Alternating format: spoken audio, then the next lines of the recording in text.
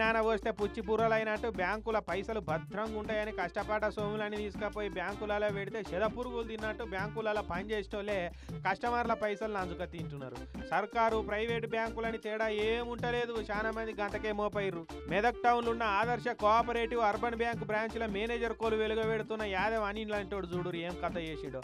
బ్యాంకుకే కన్నం పెట్టి ఏం తక్కువ 2 కోట్లు దోషిండు. భార్య, చుట్టాలు, దోస్తుల పాన్ కార్డులు, ఆధార్ కార్డులతోటి 16 దొంగ ఖాతాలు తెరిచిండు. 1,49,00,000 లూటీ చేసిండు. అది కూడా ఎట్లా అనుకున్నారు, గోల్డ్ లోన్ పేరు మీద. బంగారు నగలు కుదబెట్టే లోన్ కాదు, 1 గ్రామ్ గోల్డ్ ఉంటుంది కదా, అదే రోల్డ్ గోల్డ్ నగలు అంటారు చూడురి. అగో వాటిని బ్యాంకుల ఒరిజినల్ బంగారు నగలు లెక్కనే కుదబెట్టి 1,49,00,000 ఆంబుక్క పెట్టిండు. గన్ని పైసలు ఏం చేసిండు అంటే, ఇల్లు కట్టిండా పెళ్లి చేసిండా అంటే లేదు, బెట్టింగులు వేసిండట. అయ్యో మోతవరి బెట్టింగులు వేసి బాగుపడ్డాడు ఎవడన్నా ఉన్నాడా? కానీ సిపాయి మంచి బ్యాంకు మేనేజర్ కొలువు చేసుకుంటా బెట్టింగులు వేసి ఉన్న పైసలన్నీ ఊడపై చేసుకున్నాడు. ఇక జీతం పైసలు చాలలే, ఇక ఇట్లా పందికొక ఐడియా వేసిండు. దొంగ ఖాతాలు తెరిచి రోల్డ్ గోల్డ్ పెట్టి అప్పుడు ఇంత అని 1,50,00,000 లూటీ చేసిండు. అబ్బో ఈ మేనేజర్ అనిలు లీలలు ఈడికే ఓడవలే. ఏటీఎంలలో పైసలు నింపుతారు కదా, అగో ఆ పైసలకి వెళ్ళి కూడా ఏం తక్కువ 32 లక్షలకు వచ్చేసిండట. అట్లా మొత్తం 1,80,00,000 బ్యాంకును ముంచిండు.